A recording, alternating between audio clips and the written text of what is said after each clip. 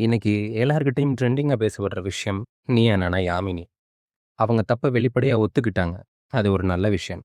தன்னோட தவற உணர்ந்து, அத உலகத்துக்கு முன்னாடி வெளிப்படையா சொல்ற தைரியம் எல்லார்கிட்டயும் இருக்காது. அதுக்காக அவங்கள நம்ம பாராட்டணும்.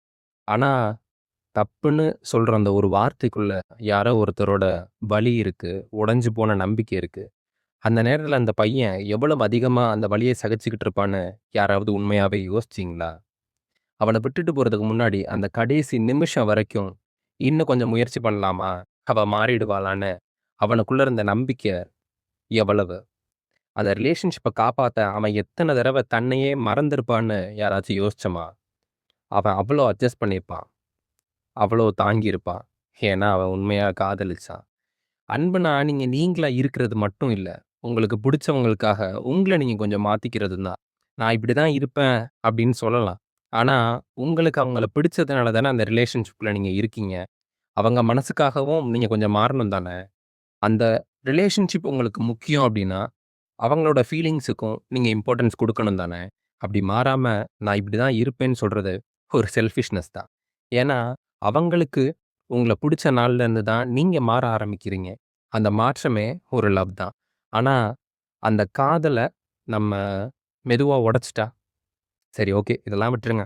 Coming to the point. அந்த பையன் இப்ப சந்தோஷமா இருப்பான்னு நெனைக்கிறீங்களா? வாய்ப்பே இல்ல.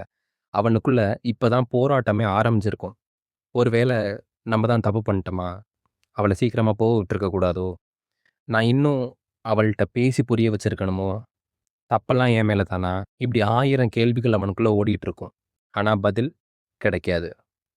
ஒரு பொண்ணு அழுதா இந்த உலகம் கேட்கும். அவளோட கண்ணீருக்கு 1000 பேர் ஆறுதல் சொல்லுவாங்க. ஆனா ஒரு பையன் மௌனமா இருந்தா, அவன பலசாலின்னு நெனச்சுருவாங்க.